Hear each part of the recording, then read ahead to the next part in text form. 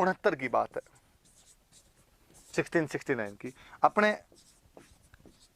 किशनगढ़ के पास में एक जगह पड़ती थी रूपनगढ़, किशनगढ़ के अंतर्गत आया करता। यहाँ की कोई राजकुमारी हुआ करती थी चारुमती। ऐसी कहानी है कि राजकुमारी चारुमती एक दिन अपने महलों के अंदर बैठे हुए थे और बाहर कोई एक बूढ़ी महिला थी और वो महिला पोस्टर बेच रही थी। जो फोटो वगैरह लगाते हैं अपने दिवाली पे घरों के अंदर, तो वैसे फोटो बने हुए थे, पोस्टर बने, पेंटिंग्स बनी हुई थी, वो पेंटिंग्स बेच रही थी। राजकुमारी चारुमती ने अंदर बुलाया उनको और अंदर बुला कहा भाई मुझे भी पोस्टर दिए जाएं। किसके? दे दो, राम जी का, कृष्ण जी का, शिव जी का, और किसके दूं? कि और तो पृथ्वीराज चौहान का, प्रताप का, सांगा का, कुंभा का। वो महिला दिल्ली से आई थी। उसने कहा कि राजकुमारी जब तुमने इतने सुंदर सुंदर पेंटिंग्स लिए तो मेरे पास एक और सुंदर सी पेंटिंग है, ये भी तुम लो, दिखाओ। वो किसकी? एक बड़ी सी पेंटिंग दिखाई गई राजकुमारी। राजकुमारी ये किसकी? तो तुम इनको नहीं जानती? राजकुमारी ने कहा नहीं। अरे का ये बादशाह सल्तनत हिंदुस्तान आलमगीर जहांपनाह औरंगजेब स्वयं है। उसने कहा अच्छा ये औरंगजेब की पेंटिंग है? कहा हाँ ये भी दे दे। उसने सब पेंटिंग के पैसे दिए। उस बुढ़िया को आगे एक बार बैठ, और अंदर अपनी सहेलियां बैठी थी, उन सहेलियों का एक बार बाहर आओ देखे। थोड़ी सारी सहेलियां बाहर है, कहा अपने अपनी जुत्ती निकाल के, ये जो औरंगजेब वाली पेंटिंग इस पे एक जुत्ती मारी जाए। उस पेंटिंग में जुत्ती मारी तो पेंटिंग बेचारी एकदम यूं टूट गई पूरी की पूरी, एकदम और फट गई पूरी, और टुकड़े टुकड़े उसके किए और टुकड़े टुकड़े करके चिंदी चिंदी कर दी उस पोस्टर की। दे दम उस बूढ़ी महिला को दिया और जाके औरंगजेब को दे देना और कह देना कि चारुमती ने तोड़ी। बूढ़ी महिला गई, उसने जाके औरंगजेब को 2-4 बातें नमक मिर्च लगा के कि देख लो साहब आपके पोस्टर के टोटे टोटे कर दिए, और मैं तो बता भी नहीं सकती लड़कियों के क्या क्या गालियां निकाल रही थी आपको, और ये किया।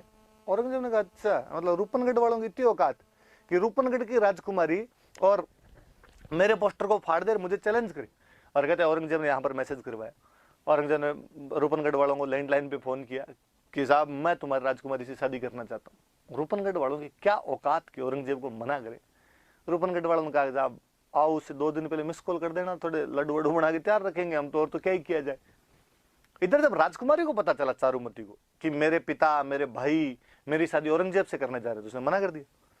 उसने कहा मेरे से बिना पूछे आप मेरी शादी औरंगजेब से कैसे कर सकते हो? भाई ने कहा तूने कौन सा पूछ के पोस्टर पढ़ा था, तू भी तो गलती करके गई है।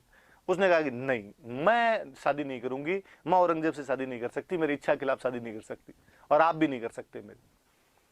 और तो घर वालों ने कहा समझाया उसको कि देख तुम शादी नहीं करोगी तो औरंगजेब अटैक करेगा, औरंगजेब अटैक करके उसकी सेना आएगी, जो लड़ाई होगी मारपीट होगी लोग मरेंगे वो तो ठीक है, यहाँ से बाकी जो सामान्य जनता है उनकी महिलाओं को भी उठा के ले जाएंगे। इन जनता को बचाने के लिए राजा का प्रथम कर्तव्य अपनी जो पब्लिक है, अपनी जो प्रजा उसकी रक्षा करना है। इसकी रक्षा करने के लिए जरूरी है कि एक तेरी शादी कर दी जाए। तो ये जहर के घूंट पीने पड़ेंगे इस प्रजा को बचाने के लिए, इसकी रक्षा करने के लिए, वरना बेचारे ये मर जाएंगे सारे के सारे, इनको मार देंगे। इनकी रक्षा करना तो अपना कर्तव्य है। और चारुमती ने कहा नहीं मुझे कुछ ही नहीं पता, तुम नहीं कर सकते मेरी रक्षा तो मैं खुद कर लूंगी। पापा और भाई को गुस्सा आएगी, जा कर ले, तो वैसे कर रही है तो। अब चारुमती बेचारी सोचेगी क्या किया जाए, और चारुमती को महाराणा राज सिंह याद आए कि महाराणा राज सिंह जी ने ऐलान करवा रखा है कि जहां कहीं किसी हिंदू राजकुमारी के साथ में और ऐसी जबरदस्ती हो रही है तो मेरे को मैसेज किया जाए। और चारुमती ने लेटर लिख के भेजा, फूल तुम्हें भेजा है खत में, फूल नहीं मेरा दिल है। चारुमती ने कहा कि जिस प्रकार भगवान श्री कृष्ण रुक्मिणी का हरण करके ले गए थे, कुछ उसी प्रकार आप मेरा हरण करके ले जाइए और मुझे अपनी चरणों की दासी बनाइए। व्हाट्सएप पर मैसेज किया होगा। राज सिंह के पास ऐसे मैसेज आते ही रहते थे व्हाट्सएप पे। राज सिंह कहा पहले अपने डीपी चेक करेंगे, बाद में देखा जाएगा। राजकुमारी चारुमती बेहद सुंदर, राज सिंह जी एकदम शादी के लिए तैयार ही थे। राज सिंह जी ने हाथों हाथ थम्स अप भेजा कि तुम तो शादी वाला कार्ड भेज दो, लगन वगन कब है बाकी मैं देख लूंगा।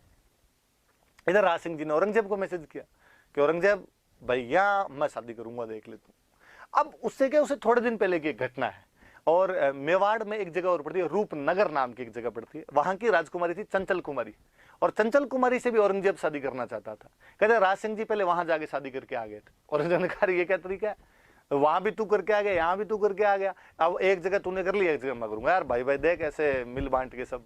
राज सिंह का नहीं तू नहीं समझ रहा, मैंने इस बार डीपी देख ली है, इस बार तुम नहीं, बाकी अगली बार देख लेंगे, जो तुम्हें करना वो कर लेना। अब औरंगजेब ने कहा फिर ठीक है, तो इस बार लड़ाई करेंगे और लड़ाई में जो जीतेगा ना उससे शादी कर लेंगे। राज सिंह का हो तू जैसे कहे वो कर लेंगे हम तो। शादी का समय नजदीक है। राज सिंह जी ने अपने सामंतों को बुलाया और सामंतों को बुला के कहा कि भाई मैं राजकुमारी चारुमती से शादी करने के लिए जा रहा हूं, पर उधर से औरंगजेब भी सेना लेके आएगा, तो आप एक काम करो आप अपनी मेवाड़ की सेना लेके जाओ और सेना को अजमेर में रोक लो, और जब तक मेरे फेरे नहीं हो तब तक रोक के रखना, बाद में खुद आ जाऊंगा। तैयार हो आप? मेवाड़ वालों का साहब मना कब किया? महिला की, ब्राह्मण की, गाय की, जनता की, इस रक्षा के लिए इतने सालों से लड़ते मरते भिड़ते आ रहे हैं, हमने कब मना किया किन चीजों के लिए? और यदि अबला नारी पुकार रही है तो आपको जाना चाहिए, इस बात पे शादी करनी चाहिए, निश्चिंत होकर जाइए, हम लड़ाई कर लेंगे। राज सिंह जी तो भाई बारात लेके गए रूपनगढ़, मेवाड़ की सेना जाएगी अजमेर। सेना लेके कौन जाए? सेनापति जो हरावल में रहे हो। मेवाड़ के सेनापति कौन? तो शुरुआत वाली क्लास याद करना, सलुम्बर वाले। सलुम्बर का जो उस समय सामंत था उसका नाम था रतन सिंह चुंडावत। खानवा के युद्ध में भी सलुम्बर के जो सामंत और रतन सिंह चुंडावत, पर दूसरा, वो फर्स्ट ये सेकंड मान लो बोले आप। रतन सिंह चुंडावत सलुम्बर के सामंत हुआ करते थे।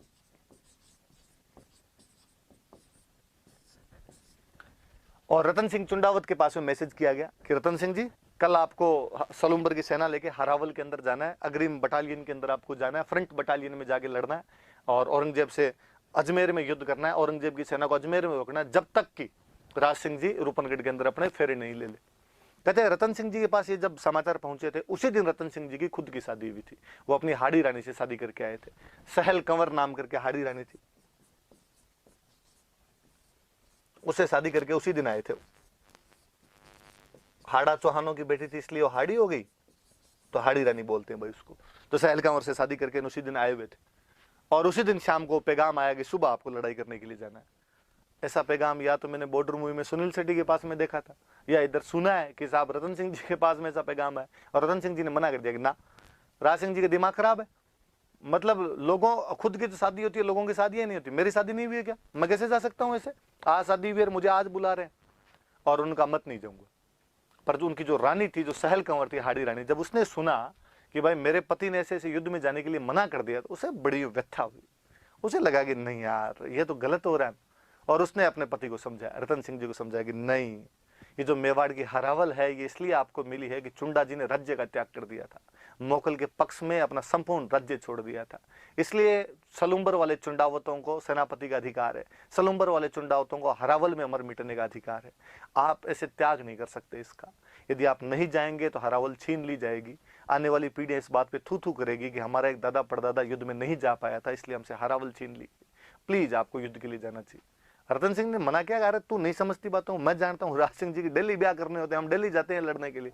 उसने फिर समझाया कि नहीं, प्लीज आप जाओ युद्ध करने के लिए। पत्नी ने समझाया तो रतन सिंह जी तैयार हुए। दूसरे दिन अपनी सेना लेकर जा रहे थे घोड़े पर बैठ के, पर आदमी का जीव कोई लगे, वे जाते हुए लमो जरा ठहरो टाइप के गाने चले बैकग्राउंड के अंदर। तो कहते हैं जैसे ही युद्ध के लिए घोड़े पर चढ़ के जा रहे थे, अपने महल के पास पहुंचे तो उसने देखा कि महल के झरोखों में हाड़ी रानी सहल कंवर ऊपर खड़ी हुई देख रही थी। रतन सिंह जी ने अपना घोड़ा रोका और पास में कोई सैनिक खड़ा था, उसको कहा ऊपर जा, और ऊपर जाके और रानी साहब को कहे कि मेरे लिए कुछ निशानी भेज दे, कुछ चीज दे दे अपनी कोई ना कोई, कि जैसे हनुमान जी जब माँ सीता के पास गए थे तो माँ सीता ने अपने कंगन उतार के दे दिए थे, राम जी के पास भेज दिए थे, उस प्रकार तो कुछ निशानी लेके आ मेरे लिए। तो गया, सैनिक ऊपर गया, उसने जा कहा हाड़ी रानी सहल कंवर को कि रानी साहब नीचे रतन सिंह जी खड़े हैं और आपके लिए कोई ना कोई, आपकी कोई ना कोई निशानी मंगवा रहे। उसने सोचा यार निशानी आ जाएगी तो युद्ध में थोड़ा उसको देख के टाइम पास करेंगे। सहल कंवर पुनः सोचती है कि जब मेरा पति युद्ध में जाने से मना कर रहा है, युद्ध में जा नहीं पा रहा है, अभी भी उसका मन यहीं अटका हुआ है, इस बात की क्या गारंटी है कि युद्ध में जाने के बाद लड़ लेगा। वो पुनः सोचती है कि मैं उस परिवार की लड़की हूं कि मेरी बुआ ने, जब मेरे फूफा जी युद्ध के बीच से वापस आ गए थे तो किले के दरवाजे बंद करके अपने पति को अंदर नहीं आने दिया था। मैं उसकी भतीजी हूं, वो मेरी बुआ थी।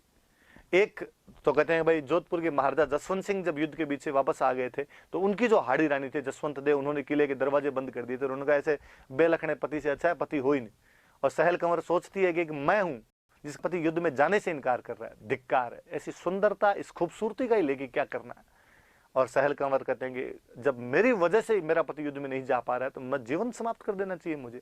और उसने अपना सर काट कर दे दिया था और कहा कि रतन सिंह जी को जाके ये दे देना। नीचे जैसे ही सैनिक वो सर लेके रतन सिंह जी के पास में गया, रतन सिंह जी हक्के बक्के रह गए। अब तो उनके भी समझ में आ गया कि मैं कितनी बड़ी गलती कर बैठा। पर कहते हैं कि उस युद्ध में रतन सिंह जी इतनी बहादुरी से लड़े थे, उन्होंने वो सिर अपने, उसके जो बाल थे वो गले के अंदर बांध लिए थे। उस अजमेर वाले घाटे में उन्होंने औरंगजेब की सेना को इंच आगे नहीं बढ़ने दिया था। ऊपर से पत्थर मार मार के औरंगजेब की सेना को यहाँ से भगा दिया गया था। राज सिंह जी सकुशल चारुमती से शादी करके वापस लौटे थे। कभी बहुत पहले मैंने एक कहानी पढ़ी थी, लक्ष्मी कौरी चुंडावत की लिखी हुई कहानी है, जिसमें वहां पर राजसमंद की पाल पर बैठकर राज सिंह जी अपने शादी से पहले होने वाली घटनाएं चारुमती को सुना रहे हैं। और जब कहानी समाप्त होती है तो चारुमती पूछते हैं कि रतन सिंह जी लड़ते हुए मारे गए और उसके बाद क्या हुआ। राज सिंह जी कहते हैं कि वो दोनों सर्वस्व त्याग कर गए। एक ने अपने पति युद्ध में नहीं जा रहा था इसलिए अपना गला काट कर दे दिया, सर काट कर दे दिया था। एक देश की रक्षा के लिए लड़ता हुआ मारा गया था। उन दोनों की वजह से आज हम दोनों बैठे हुए, कि आज हम दोनों का यदि यहाँ पर अस्तित्व है तो उनकी वजह से।